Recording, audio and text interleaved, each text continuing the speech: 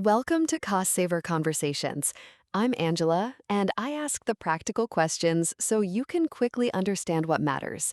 Today, I'm joined by Assad. Hi, Angela. We are unpacking Wedding Budget Planner UK, Regional Cost Modeler, Common Mistakes, Hidden Costs, and Better Choices today, and tying it back to the wider cost saver ecosystem, including tools like Wedding Cost Regional Calculator, so you can turn insights into action quickly. Just a heads up before we dive in, we are your synthetic hosts.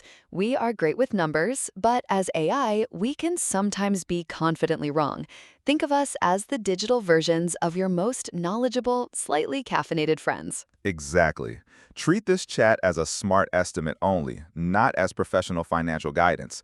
Always check important details with official sources or a qualified expert before making any big decisions. So, Assad, weddings. I feel like this is one of those topics where literally everyone has an opinion, but when you actually sit down to plan one yourself, you realize you have no idea what you're doing. Oh, completely. And that's the core of it, right?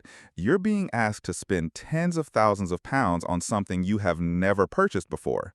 There's no like practice run, you just jump in. Right. And your reference points are what? Pinterest? That one friend who got married 3 years ago? Exactly. And maybe some quotes from suppliers who are, very good at making everything sound reasonable, which doesn't help when you're trying to figure out if something is actually a fair price. So let's just set the scene then. What are we actually looking at nationally? What does a wedding cost in the UK right now? So, depending on which survey you look at, Hitched puts it at around 20,700, Bridebook says closer to 20,900, and both of those are a sharp jump from pre-pandemic levels. Inflation in food, hospitality wages, venue overheads, all of that feeding in. Okay, so roughly 21 grand is a ballpark. Yeah, but, and this is the thing, that average hides a huge spread. About a third of couples spend under 15,000, another third are somewhere in the middle, and then the top third can stretch well past 35,000 once everything's counted. Wow, so 21 grand is kind of meaningless on its own? It's a sanity check, not a target. Does that make sense? Like, it tells you you're not insane for spending what you're spending, but it shouldn't be the number you plan around. Yeah, that actually makes a lot of sense. Because I guess where you are in the country changes things massively. Massively. And this is the bit that I think catches people off guard. A sit-down meal for 80 people in Surrey can cost more than double the same meal in County Durham. Like, literally the same food, same quality, double the price. Wait, really? Double? Double. And it's not because the venue in Surrey is twice as nice. The postcode is just that much more expensive. That's kind of depressing if you live in the Southeast. It is. So London and the Southeast, you're looking at 30,000 to 38,000 for a typical wedding. But then the Northeast, Wales, parts of Scotland, 14 to 18,000 for a comparable celebration. Similar guest count, similar quality. That's almost half. That's wild. It is. And the biggest driver is venue cost, followed by catering. Like a barn venue in Yorkshire might charge 4.5 grand for exclusive Saturday hire in summer. The similar-sized venue in Hertfordshire, 12,000 for the same date. Oh my God. Yeah, and this is where, so we had this couple, Sarah and Tom, they're from Clapham. Originally budgeted 32,000 for a London wedding. They ran the numbers through a regional calculator and shifted their plans to a converted barn in the Peak District. Go on. Same guest count, 90 people, same quality of food, same standard of photography. Final bill came in at 19,400, and that included a coach to ferry guest from Manchester. They saved just over 12,000 pounds. 12,000. And their guests presumably didn't have a worse time? No, apparently their guests still talk about it as the best wedding they've been to. So it's not about compromising. It's about being strategic with location. I hadn't really thought about it as a strategy before. It's kind of obvious when you say it out loud, though. It is, but people don't think about it because they fall in love with a venue first and then try to make the budget work around it, which is, well, that actually leads into one of the biggest mistakes couples make. Oh, which is? Finalizing a venue before finalizing a guest list. Venues are priced in tiers, right? Hard capacity breaks at 60, 80, 100, 120 guests. If you book for 80 and then realize you actually need 95, you've just blown a hole worth 2 to 4,000 pounds. Extra catering, maybe a marquee extension, or worst case, a venue change entirely. Yeah, I can see exactly how that happens. You get excited, you put a deposit down, and then you sit down with the guest list and go, oh no. Exactly. So the fix is, it's simple but uncomfortable. Build a draft guest list with actual names before you tour a single venue. Split it into A-list, the people you cannot imagine the day without, and B-list, would be lovely to have. Forces that honest conversation early rather than a tense one the week invitations go out. That's smart.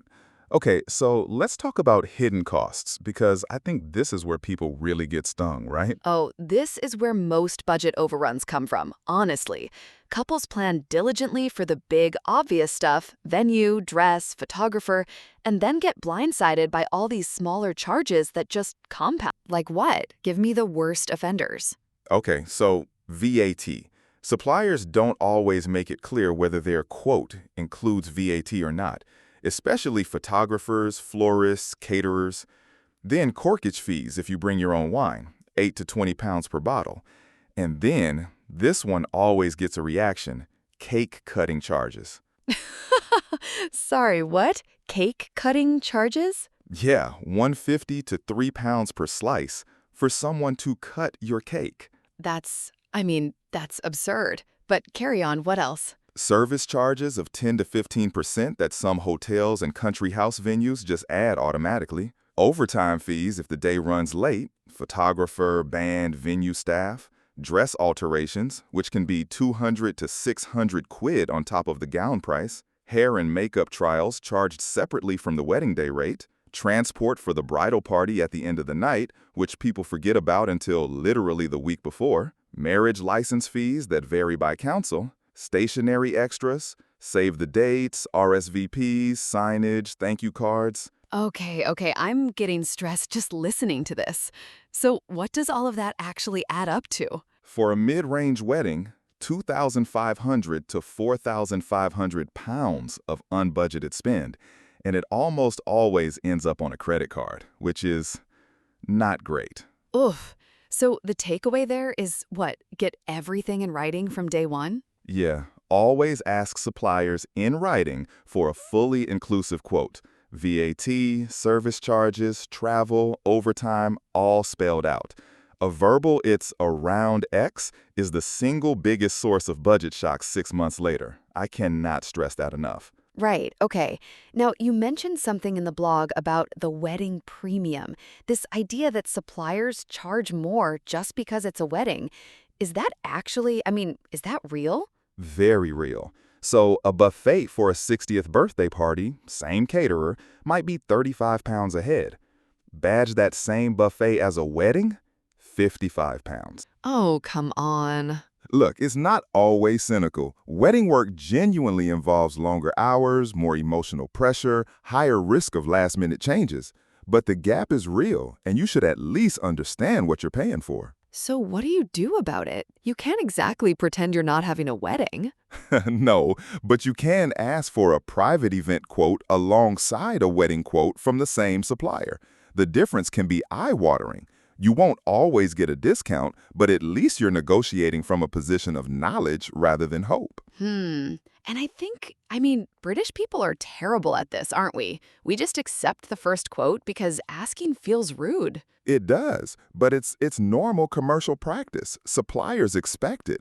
The phrasing that works is not, "Can you do it cheaper?" That puts people on the defensive. It's, "We love what you do. Here's our budget for this category. What can you offer within that?" Puts them in problem-solving mode. Oh, that's actually really helpful. And the worst they can say is no? Exactly. And roughly 1 in 3 will say yes to some kind of adjustment. Might not be a flat discount, might be a different package, a midweek date offer, a quieter add-on removed, but the saving is real. Fair enough. Okay, so looking back after the wedding, where do couples typically feel they overspent? Flowers, consistently. The average UK wedding spends $1,200 to $2,500 on florals, and a huge chunk of that is in the bin by Sunday lunchtime. Couples who say they overspend here vastly outnumber those who say they underspent. Yeah, I can see that. Then stationery. Bespoke letterpress invitations are gorgeous, but they are 6 to 15 pounds per guest, and most go in the recycling within a week. Favors. The collective UK spend on favors that get left on tables is just staggering. Skip them or donate to charity and guest names. Multiple outfit changes. A second dress for the evening is a 400 to 1,200 pound decision that almost always feels excessive in hindsight. And over catering, where caterers suggest 10 to 15% more food than people will actually eat. So, what's the flip side? Where do people wish they'd spent more? Photography. Every time. A great photographer is the difference between memories you'll treasure and a folder you never open.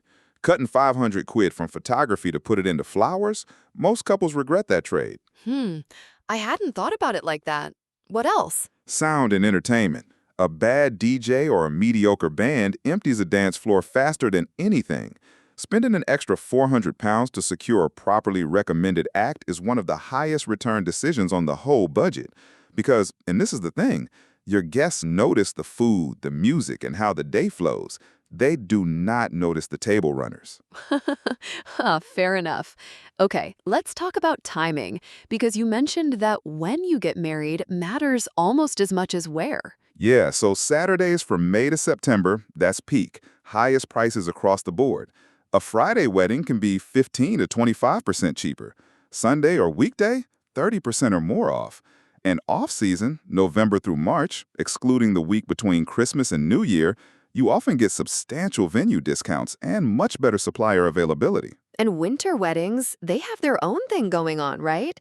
It's not just about saving money. Exactly. There's a charm to them. Suppliers tend to be more flexible because they need the bookings. You do need to plan photography tightly because of daylight hours and factor in weather contingency for travel and outdoor shots. But yeah, it's a genuinely lovely time to get married if you're open to it. Now, there's a point in the blog about, and I thought this was really interesting, the overlap between wedding spending and property. Like if you're buying a house around the same time. Yeah, and it's something people don't think about enough. Council tax, stamp duty, ongoing housing costs, they're competing for the same pot of money as your wedding. So you really don't want to be putting down a venue deposit and submitting a mortgage application in the same month if you can avoid it. Right. And critically, and I feel strongly about this, never raid an emergency fund or remortgage to top up a wedding budget. Lenders look at affordability over years. One expensive weekend can genuinely affect your borrowing capacity for the next decade. Oh, I didn't realize it could have that kind of knock-on effect. That's a really important warning. It is. And if you're getting married in 2026 or 2027, one more thing, lock in venue and catering quotes early. Many UK venues are increasing prices by 8 to 12% per year, and quotes secured now with a deposit are typically protected against future rises. Waiting 6 months can cost you £1,500 to £2,500 on the same package. Wow. Okay, so there's a real cost to procrastinating. There is, which is ironic given how overwhelming the whole process feels. Totally. Okay, so let's pull this all together. If someone's just starting to plan their budget, what's the framework? What should they actually do? Right, so 4 things. First, get a regional baseline. Use a cost modeler tailored to your postcode and guest count. Don't start from a national average. It probably doesn't reflect where you live. Okay. Second, do a proper category breakdown. Roughly 40% to venue and catering, 10 to 12% to photography and video, 8 to 10% attire, 8% flowers and decor, 8% entertainment, 5% stationery and rings, and the rest to transport, gifts, miscellaneous. Got it. Third, and this is not optional, build in a 10 to 15% contingency. Those hidden costs and last-minute decisions will consume it, and you will be so grateful it existed. And fourth? A funding plan. Know exactly which account each payment comes from, when each deposit is due, and, this is the uncomfortable bit, whether any family contributions have strings attached. Have those awkward conversations now. They're much better than resentful ones later. That last one is, yeah, that's a conversation nobody wants to have, but everybody needs to. Exactly. And then honestly, just track it month by month. A wedding isn't a single transaction. It's 12 to 18 months of overlapping payments and deposits. Run a simple monthly cash flow alongside your category budget. Predictable outgoings are so much easier to manage than surprises. Okay, so before your partner calls a single venue, agree a hard ceiling, not a hopeful number, a genuine maximum. Then do the regional baseline, build the categories, add the contingency, sort the funding, and get everything from suppliers in writing. That's it. And look, a UK wedding doesn't have to cost 20 grand to be brilliant, and spending 40 grand doesn't guarantee it will be. The couples who look back happiest aren't the ones who spent the most. They're the ones who knew what they were paying for and why, and what it meant for the rest of their financial life. That's a really good note to end on. Assad, thank you. This has been genuinely useful. I think a lot of people are going to feel less stressed after hearing this. I hope so. And honestly, if you take one thing away, it's this. Be a sensible buyer. You're allowed to ask questions, compare quotes, and say no. It's your money and your day. Love it. Thanks, Assad. Thanks, Angela. Quick side note, this guide connects with other cost-saver blogs, especially council tax bans and how to avoid overpaying, common landlord mistakes around energy performance certificate C requirements, and weather-aware home energy planner guide. Exactly. And reading those together helps you connect the dots across your household budget, not just this one topic in isolation. And if you want to apply this immediately, jump into tools like Wedding Cost Regional Calculator right after this episode. Primary sources used here include Money Saving Expert and Which Wedding Planning Guide, so you can verify the data yourself and stay evidence-led. That wraps this cost-saver conversation with Angela and Assad. If this helped, share it with someone who could put these ideas to work this week. Your next step is simple. Try Wedding Cost Regional Calculator, then read council tax bans and how to avoid overpaying, and use them together to take action today.